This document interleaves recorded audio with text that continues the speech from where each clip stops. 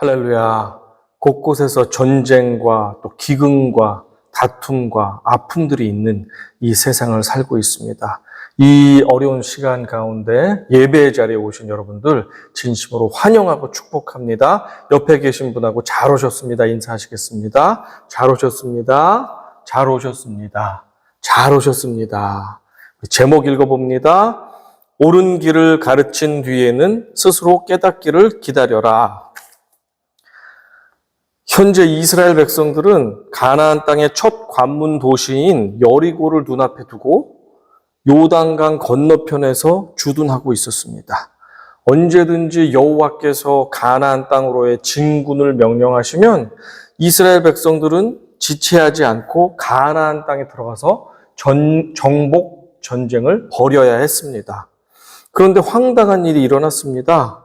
르우벤 자손과 갓 자손 그리고 조금 뒤에 합류하게 되는 므낫세 지파의 절반쯤 해당되는 그 지파들, 이것을 므낫세 반지파, 절반 반지파라고 우리가 말하는데, 므낫세 반지파, 이렇게 두 지파하고 반지파가 마음을 모아서 우리는 약속의 땅 가나안에 들어가지 않겠습니다. 이 요단강을 사이에 두고 동편, 약속되어 있지 않은 그 땅에 보니까 너무 좋으니 우리는 이 땅을 갖게 해주세요. 우리는 들어갈 생각이 없습니다. 라고 불순종과 반역적인 말을 한 것입니다. 1절입니다. 르우벤 자손과 갓 자손은 심히 많은 가축들을 가졌더라. 그들이 야셀 땅과 길르앗 땅을 본즉 그곳은 목축할 만한 장소인지라.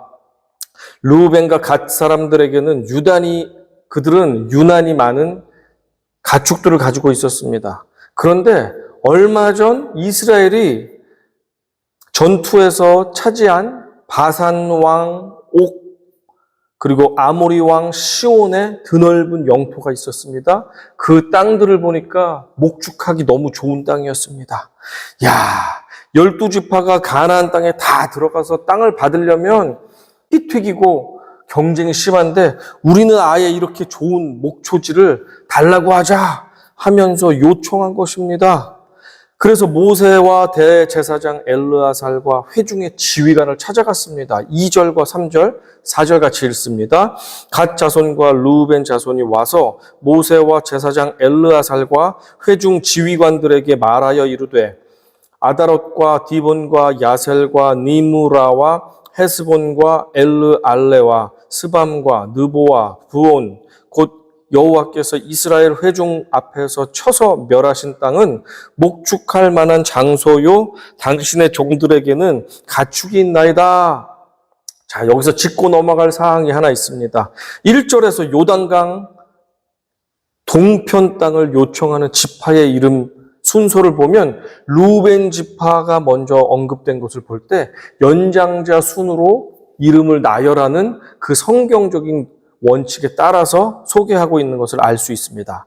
하지만 1절 이외에 있는 32장, 민수기 32장 전체에 나와 있는 이 이름을 보면 가장 주동자가 먼저 나오게 되어 있거든요. 주동자는 누군가 했더니 갓지파였습니다. 갓지파가 주도를 해서 르우벤과 므낫세 반지파가 따라왔기 때문에 갓지파 이름이 다음부터는 맨 앞에 나온다는 것을 기억하시기 바랍니다. 신명기 33장에서 이 사실을 확인해 주고 있습니다. 그 갓지파가 자기를 위하여 먼저 기업을 택하였으니 곧 입법자의 분깃으로 준비된 것이로다. 그가 백성의 수령들과 함께 와서 여호와의 공의와 이스라엘과 세우신 법도를 행하도다. 갓과 르우벤 그리고 므낫세 반지파는 가나안 땅에 비해서 거의 70% 크기, 가나안만큼 크진 않지만 조금 작은, 그래도 엄청 큰 광활한 목초지를 그냥 내버려 두고 경쟁에 뛰어드는 것이 싫었습니다. 그러니 속이 쓰린 나머지 우리가 가진 가축되는 이곳에서 키우면 좋으니 이 땅을 주십시오 라고 요청합니다. 뻔뻔하게 요청합니다. 5절입니다. 또 이르되 우리가 만일 당신에게 은혜를 입었으면 이 땅을 당신의 종들에게 그들의 소유로 주시고 우리에게 요단강을 건너지 않게 하소서.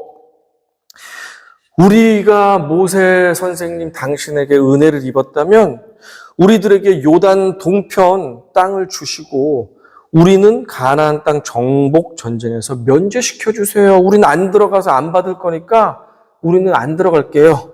라는 것입니다. 얼마나 이기적입니까?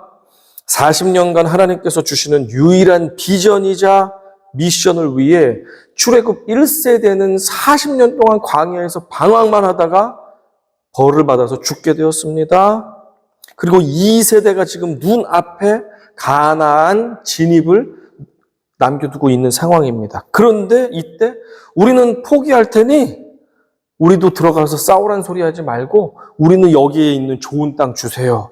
라고 하나님 보시기에 분노할 만한 일, 그리고 다른 지파들이 볼 때 이기적이고 못된 이 요청을 하고 있는 것입니다. 얼마나 기가 막힌 노릇입니까? 이들은 출애굽한 이스라엘이 한 배를 탄 원팀이라는 스피릿을 깨트리고 있습니다. 주님을 머리로 한 몸이라는 사실을 망각한 채 이들은 어리석은 요구를 하고 있었던 것입니다. 고린도전서 12장 26절과 27절 함께 읽어봅니다. 만일 한 지체가 고통을 받으면 모든 지체가 함께 고통을 받고 한 지체가 영광을 얻으면 모든 지체가 함께 즐거워하느니라. 너희는 그리스도의 몸이요 지체의 각 부분이라. 너희만 가나안에 들어가서 정복 전쟁을 하다 죽든지 번성하여서 잘 살든지 우리는 관심 없어. 이제 헤어지자.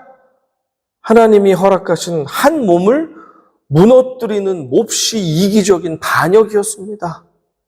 자, 이에 대해서 모세가 어떻게 반응할까요? 모세는 적어도 3가지의 선택지를 가지고 있었습니다. 초이스를 3가지 정도는 이상을 가지고 있었습니다. 제가 3가지만 소개해 보겠습니다. 첫째, 강압과 위협으로 묵살시킬 수 있었습니다. 모세는 자신이 가진 권세와 권능을 가지고 배신하려는 갓지파, 루벤지파, 므낫세 반지파를 향해 충분히 강압적이고 위협적으로 그들의 요구를 묵살할 수도 있었습니다. 신속하고 단호하게 잘라내지 않으면 불만이 예전처럼 전체 공동체로 퍼져나갈 것이 분명했습니다. 하지만 강압이나 위협이나 묵살은 당장은 반발을 억제할지 모르지만 불만을 품은 그들이 장차 힘이 생기게 되면 언제든 불만이 폭발하게 되어서 원수가 되게 만드는 매우 좋지 않은 선택입니다. 예를 한번 들어보겠습니다. 솔로몬 왕의 후계자인 아들 르호보암은 왕이 된 순간 국민들로부터 무거운 조세와 부역의 강도를 낮추어 달라는 간곡한 요청을 받게 되었습니다. 그런데 르호보암은 먼저 아버지와 나라를 함께 이끌었던 원로들에게 찾아가서 조언을 구했습니다. 그랬더니 원로들이 조세와 부역의 부담을 낮춰주면 백성들이 르호보암 왕을 영원히 섬길 것입니다. 영원한 왕의 종이 될 것입니다. 라고 지혜로운 조언을 해주었습니다. 하지만 르호보암은 원로들의 조언을 듣지 않았습니다. 르호보암은 이번에는 자기 또래의 미성숙한 친구들의 조언을 구했습니다. 그랬더니 친구들이 이렇게 조언했습니다. 열왕기상 12장 11절에서 이렇게 조언하는 것입니다. 내 아버지께서 너희에게 무거운 멍에를 매게 하였으나 이제 나는 너희의 멍에를 더욱 무겁게 할지라. 내 아버지는 채찍으로 너희를 징계하였으나 나는 정갈 채찍으로 너희를 징계하리라 하소서. 이렇게 하라는 것입니다. 더 무겁게 세금을 걷고 더 무겁게 일을 시키라는 것입니다. 지도를 보시면 그 결과로 유다와 베냐민을 제외한 10지파의 반역이 일어났고 하나의 이스라엘은 남유다와 북이스라엘로 분단되는 비극을 낳게 되었습니다. 전도서 7장 7절의 상반절은 이렇게 진술합니다. 탐욕이 지혜자를 우매하게 하고, 이것을 영어 성경으로 봤더니 For oppression makes a wise man mad. NASB 직역을 하는 성경, 영어 성경을 보니까 히브리어 원어를 직역한 NASB 성경을 보면 탐욕으로 번역된 히브리어 명사 오쉐크는 권력자의 탈취나 압제를 의미합니다. 그래서 이 영어 성경은 탐욕 대신 oppression, 압제를 이 번역으로 해석을 이렇게 해놓은 것입니다. 그래서 이 뜻을 보면 압제가 지혜자를 미치게 만든다라고 적나라하게 번역하고 있음을 보게 됩니다. 강압과 위협은 당장은 제압된 것처럼 보이지만 나중에 더 큰 반발을 가져온다는 사실을 우리는 알아야 합니다. 자, 모세의 두 번째 선택지는 방관 또는 수용이었습니다. 모세는 반발과 갈등을 피하기 위해서 두 지파 반의 요구를 있는 그대로 허용할 수도 있었습니다. 하지만 리더가 팔로워에게, 부모가 자녀들에게 그들이 반역이나 불순종에 대해 옳고 그름을 제대로 가르쳐주지 않는다면 그것은 결국 돌이킬 수 없는 결과를 가져오게 됩니다. 하나님의 심판을 받고 멸망당할 수밖에 없게 되는 것입니다. 그 예가 성경에 잘 나와 있습니다. 사무엘이 섬겼던 엘리 제사장에게는 두 아들이 있었습니다. 홈니와 비느하스입니다. 비느하스는 이스라엘에게 하나님의 질투를 가지고 간음하는 동족을 심판했던 제사장 아들도 비느하스지만 엘리 제사장의 둘째 아들도 비느하스입니다. 홈니와 비느하스는 아버지를 이어서 제사장 역할을 했고 성전에서 섬겼는데 성전에 있는 재물들을 지 마음대로 막 뺏었습니다.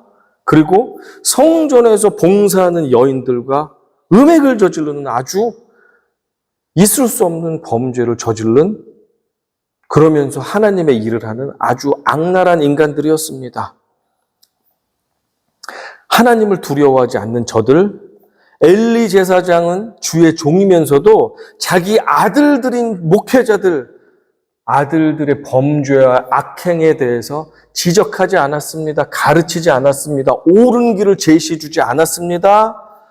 결국엔 홈니와 비느하스는 블레셋 전투에 언약궤를 가지고 출전을 하게 되었습니다. 그런데 그 자리에서 언약궤도 적에게 빼앗겼을 뿐 아니고 홈니와 비느하스는 살아서 돌아올 수 없게 되었습니다. 아들들의 이 사망 소식을 전해 듣게 된 아버지는 엘리는 그 자리에서 쓰러져서 죽게 되었고 마침 며느리가 출산 중에 있었는데 출산하던 며느리 아기를 낳자마자 충격을 받고 죽게 되었습니다. 하나님의 심판이 임한 것입니다. 잠언 22장 6절 우리 큰 소리로 한번 읽어보겠습니다. 시작. 마땅히 행할 길을 아이에게 가르치라. 그리하면 늙어도 그것을 떠나지 아니하리라. 다시요. 마땅히 행할 길을 아이에게 가르치라. 그리하면 늙어도 그것을 떠나지 아니하리라. 이 말씀은 지도자의 위치에 있는 사람이라면 누구나 잘못된 길을 가고 있는 팔로워들에게, 동료들에게, 우리 자식들에게, 또 친구와 동료 성도들에게 틀림없이 실행해야 할 하나님의 말씀입니다. 아멘. 아멘. 모세가 가진 세 번째 선택지는 옳은 길을 가르친 뒤에 스스로 깨닫기를 기다리라는 것입니다. 모세는 하나님의 말씀에 따라 마땅히 행할 길을 갓지파와 루벤지파와 므낫세 반지파에게 가르쳤습니다.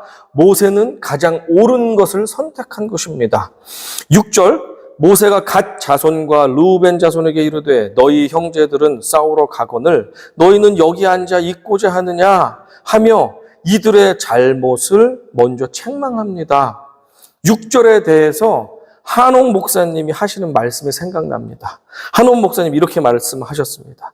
하나님은 우리가 약속의 땅으로 가기를 원하시는 분입니다. 그래서 하나님의 이름에는 God, 여기에는 go, G-O, go, 가라라는 명령이 들어있다는 것입니다.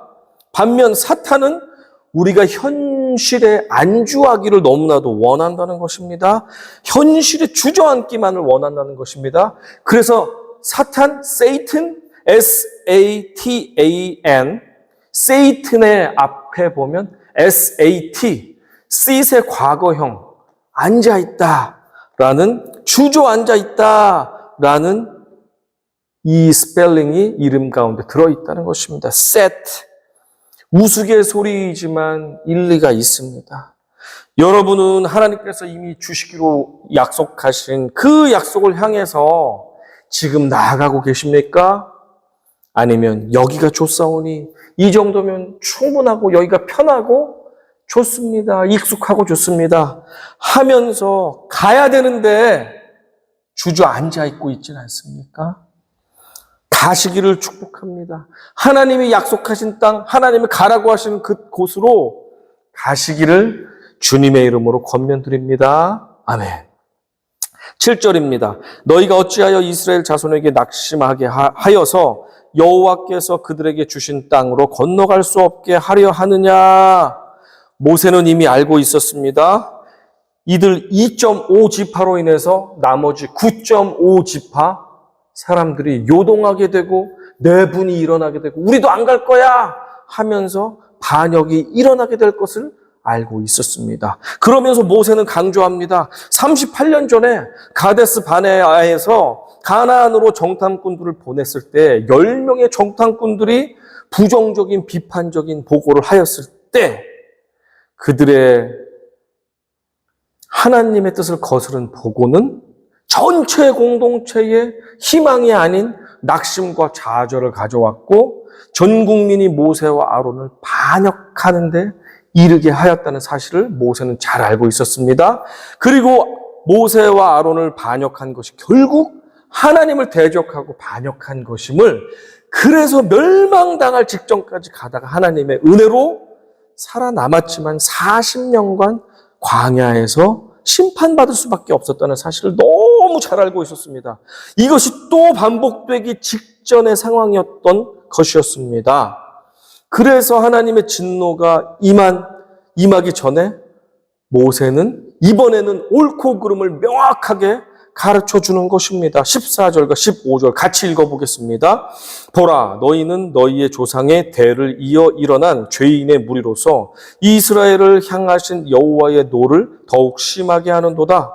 너희가 만일 돌이켜 여호와를 떠나면 여호와께서 다시 이 백성을 광야에 버리시리니 그리하면 너희가 이 모든 백성을 멸망시키리라. 지금 모세의 교훈과 훈계와 따끔한 가르침은 강압과 위협도 아니요, 방관과 허용은 더더욱 아니요, 옳고 그름을 분명히 가르치는 성경적인 태도였던 것이었습니다. 너희의 이기적이고 공동체의 운명을 위태롭게 하는 못된 태도는 하나님의 진노를 가져와서 결국 이스라엘 전체를 몰락시키고 말 것이다. 정확하게 가르쳐주고 있습니다. 모세는 이렇게 이기심으로 가득하여 배신하려는 이들에게 무엇이 옳고 무엇이 그른지, 무엇이 하나님의 뜻이고 무엇이 하나님이 원하지 않는 것인지, 무엇이 하나님이 칭찬받을 일이고 무엇이 하나님께 심판받을 범죄인지를 분명하게 가르쳐주고 있습니다. 이전에 조상들이 가데스 바네아에서 반역하던 역사적 사실을 언급해주면서 이번에도 동일하게 광야에서 모두 멸망하게 될 것임을 분명히 가감없이 말해주고 있습니다. 모세는 지금 반항자들에게 옳고 그름을 가르친 뒤 스스로 깨달을 수 있도록, 그리고 돌이킬 수 있도록 기다려주고 있습니다. 우리에게도 이런 것이 필요합니다. 이런 면에서 저는 저희 어머니를, 예전에도 종종 제가 말씀드리듯이 어머니를 참으로 존경하고 감사한 마음이 있습니다. 제가 고등학교 때 뒤늦은 사춘기를 겪게 되면서 20대 초반까지 세상에서 방황하면서 세상을 원망하면서 그렇게 불평불만 가운데 사고치면서 그렇게 살았던 시간들이 있었습니다. 그런데 어머니는 한 번도 공부해라, 더 이렇게 살면 안 된다라고 훈계하지 않았습니다. 다른 집 아이들과 같이 공부를 열심히 하지 않아도 사고치고 다니면서 늘 불평불만을 하고 짜증을 내면서 살았던 외아들을 볼 때 얼마나 안타깝고 안타깝고 눈물이 나셨겠습니까? 하나밖에 없는 아들이 이 모양이니 어쩌지 하는 걱정이 정말 많으셨을 텐데 어머니는 그것을 잘 인내하셨습니다. 그러면서 20대가 되면서 술 마셔서 마시지도 못하는 술을 마시고 곤드레 만드레 필름이 끊겨서 친구에게 엎혀서 그렇게 집에 들어와서 잠이 들면 불편해서 제가 자다가 깨어서 보면 어머니께서 제 다리를 붙잡고 눈물을 흘리면서 그렇게 기도하셨습니다. 하나님, 이 아들이 주님 만나게 해주세요. 사람 되게 해주세요. 주님의 종으로 제가 서원하였사오니 하나님 지금은 전혀 소망이 없어 보이지만 주의 종으로 사용하여 주십시오. 라는 정말 터무니없어 보이는 기도를 하시는 것이었습니다. 불편해서 잠에서 깨어보면 언제나 어머니가 제 다리를 붙잡고 눈물을 흘리면서 그렇게 기도하셨습니다. 그때 그 어머니의 잔소리, 때로는 저가 잘 되기를 원해서 하는 그 소리도 귀담아 듣지 않을 때가 있었고, 아우 귀찮아 또 하시는 소리야 하면서 그렇게 내 마음에 담지 않았지만 궁극적으로 어머니의 기도는 제가 예수 그리스도를 인격적으로 만날 수 있게 해주셨습니다.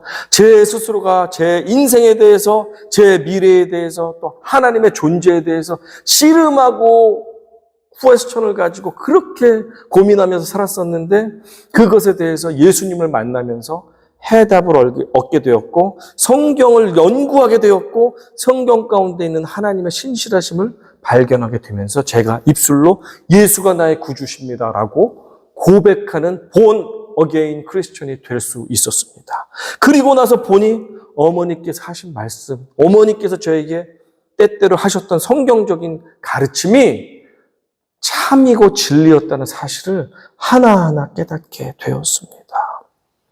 그 이후 제 삶은 180도 변하게 되었고 최선을 다해서 성실하게 사는 삶에 대해서 진지하게 살아가게 되었고 주님을 만나 주님께 영광 돌리는 삶을 살려고 애쓰다 보니까 이 자리까지 제가 오게 되었습니다. 할렐루야. 옳은 길을 가르치십시오. 그리고 스스로 깨닫도록 기다려 주십시오. 자녀에게건 친구 동료에게건 배우자에게건 직장 상사든 아랫사람에게든 교회 성도들이든 이웃들에게든 아닌 것에 대해서는 가르쳐 주십시오. 겸손하게 가르쳐 주십시오. 그리고 그가 깨달을 수 있도록 기도하며 기다려 주십시오. 여러분, 한 가정의 부모이십니까? 혹시 가정에서 부모님 말씀에 순종하지 않고 주님을 거부하는 자녀들이 있습니까? 혹시 여러분은 리더이십니까? 직장이나 단체나 공동체 전체의 목표와 비전을 반대하며 반항하는 그런 무리들이 있습니까? 여러분이 가진 권세나 힘으로 자녀들이나 팔로워들을 강압적으로 억누르고 제압할 수도 있습니다. 하지만 그렇게 하지 마십시오. 그렇게 하면 그들이 나중에 힘이 생길 때 여러분을 크게 대적할까, 여러분의 큰 원수가 될까 두렵습니다. 옳지 않은 주장에 방관하거나 수용하지도 마십시오. 아, 저 사람에게 싫은 소리에서 갈등 관계 생기는 거 싫어 하면서 피하거나 잘못된 길을 가는 것을 수긍해 주지 마십시오. 침묵도 인정입니다. 수긍입니다. 잘못을 지적해야 한다면 과감하게 하십시오. 그러나 사랑하는 마음으로 애정을 가지고 겸손한 마음으로 그것을 옳은 길을 제시해 주기 바랍니다. 하지만 비난이 아닌 사실 있는 그대로 정확히 알려줄 때 그 잘못된 길을 계속해서 가게 될 때 감당해야 할 책임이 무엇인지 그 결과가 무엇인지 우리가 겸손하고 사랑과 안타까운 마음으로 겸손히 말해줄 때 하나님이 역사하실 것입니다. 진정 그 영혼을 사랑하는 마음으로 주의 훈계와 애정을 담아서 가르쳐준 뒤에 그 뒤에는 스스로 생각할 수 있도록 우리가 계속해서 기도해주고 지지해주고 격려해주면서 그가 깨닫고 돌이킬 수 있게 기다려주십시오. 간섭하고 싶거나 윽박지르며 강제로 바른 길로 끌어당기고 싶지 않습니까? 개 목줄을 잡아서 질질질질 끌고서라도 옳은 길로 오고 싶고 물을 먹어야 사는데 물가로 끌고 오고 싶지 않습니까? 그런 마음이 굴뚝 같을 때가 있으나 우리는 사실을 말해주고 당신이 지금 이 생명수를 먹지 않으면 죽게 된다. 당신이 지금 바른 길로 가지 않으면 결국엔 멸망의 길에 들어설 수밖에 없다. 지금은 좋은 길로 가는 것처럼 보이지만 그 길은 사망의 길이다라는 것을 우리가 알려줄 수 있어야 합니다. 그런 마음이 굴뚝같이 차오른다 할지라도 강제로 하고 싶은 마음이 차오른다 할지라도 우리가 허벅지를 송곳으로 찌르는 심정으로 참으면서 옳은 것, 그른 것을 잘 가르쳐 주되 강압과 억지로는 하지 마시기 바랍니다. 진리를 가르쳤고 사랑으로 권면하며 일의 책임과 대가를 알려주었다면 그가 결국에는 선택할 수 있을 때까지 기도하며 격려하며 기다려 주십시오. 이게 너무 불이 나고 열불이 나고 답답할 수 있사오나 강제로 하는 것보다는 훨씬 낫고 그것이 성경적이라는 사실입니다. 피눈물이 나더라도 당사자가 실패와 그 잘못된 길을 가는 것에 책임도 질 수 있도록 하십시오. 자기가 실패를 맛보아야 또 책임을 져봐야 그래서 쓰디쓴 대가를 지불할 때에 깨닫게 되고 돌이키게 되는 경우가 정말로 인생에는 많은 것 여러분 아시죠?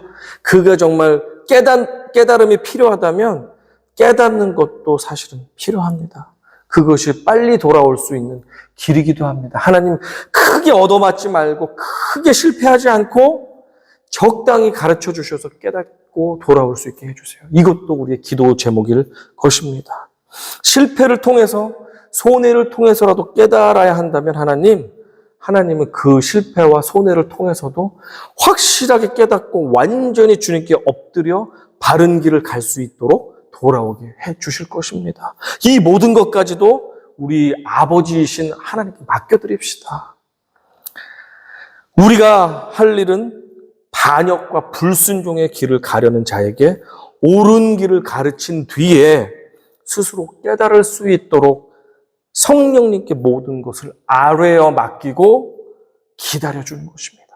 그때 아버지께서 일하실 것입니다. 잘못된 길로 가는 그 자녀가, 동료가, 형제가, 우리 친구들이, 이웃들이 결국엔 우리가 간절한 마음으로 가르치고 눈물로 기도하며 기다려줄 때 결국엔 옳은 길로 돌아와 우리의 손을 잡고 주님께 영광 돌리는 그날이 속히 오게 될 것입니다. 이 사실을 믿고 옳은 길을 가르친 뒤에는 스스로 깨닫기를 기다리시며 기도하는 주님의 복된 형제 자매님들 되시기를 간절히 축원합니다. 아멘.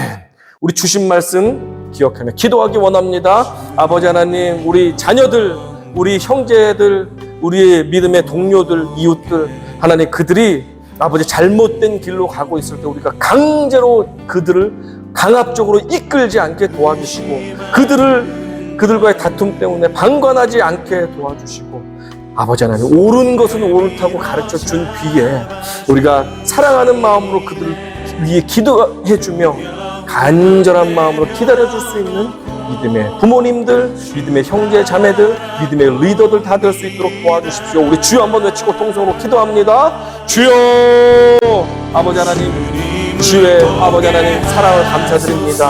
하나님 우리의 자녀들 옳은 길을 가지 못하고 잘못된 길을 가고 있는 모습들이 있습니다. 주님 우리의 형제 자매들이 하나님 사망의 길을 향해 달려나가고 있으면서 그것도 알지 못하는 아버지 우리의 형제 자매들과 이웃들과 가족들이 있음을 우리가 보며 안타까울 때가 있습니다. 그들에게 강제로 또 강압적으로 했지만 아버지 더 사이가 나빠지고 갈라지는 아버지 아픔의 시간들도 있었던 것을 우리가 깨닫습니다. 성경을 통해서 모세를 통해서 우리가 배우는 것은 아버지 하나님 우리를 아버지 강제하지 않고 아버지 하나님 기다려주시는 경우와 하나님이 있었기 때문에 예수님께 돌아왔듯이 우리 또한 모세처럼 또 예수 그리스도처럼 형제자매를 강제로 이끌고 강제로 끌고 오지 않게 도와주시고 그렇다고 방관하지도 않게 도와주시고 정말 주님의 사랑과 훈계로 가르치되 아버지 하나님 진심으로 그를 위해서 기도하며 인내하며 기다려줄 때 그가 믿음 가운데 돌아오는 역사가 있게 될 것을 우리가 소망합니다. 그 일을 사모하며 우리가 지금부터 그 형제와 그 자녀들과 그 친구들을 위해서 믿음으로 기도하며 간절히 기도하며 예수의 사랑으로 그들에게 아닌 것은 아니다고 담대히 말하되 아버지 인내하며 기다려 열매 맺을 때까지 주님 아버지 하나님 기도로 이 모든 변화의 사역에 동참하는 저희들 될 수 있도록 축복하여 주시옵소서. 아버지 하나님 감사합니다. 우리 자녀들과 우리 이웃들과 가족들, 친구들과 형제 자매들을 볼 때 잘못된 길로 고집스럽게 달려가는 모습을 봅니다. 사망의 길로 달려가는 모습들을 봅니다. 오히려 진리의 길, 생명의 길을 달려가는 우리들에게 조롱하며 업신여기며 우리가 잘못됐다고 손가락질하는 그런 가족들과 이웃들이 있음을 우리가 봅니다. 안타깝습니다. 때로는 강제로 이끌고 싶었지만 오히려 사이만 나빠졌고 오히려 하나님을 더 싫어하는 상황이 되기도 하였습니다. 주님 불쌍히 여겨주셔서 우리가 성경에서 받은 지혜대로 예수님이 그러셨고 모세가 그랬듯이 우리도 아닌 것에 대해서는 확실하게 가르쳐두되 아버지 하나님 그들을 사랑하는 마음으로 성령의 마음으로 그들을 위해서 기도하며 기다려줄 수 있는 그래서 스스로가 깨닫고 주님의 길로 돌아올 수 있는 날이 속히 오도록 사랑으로 기다릴 수 있는 저희들 될 수 있도록 도와주시옵소서.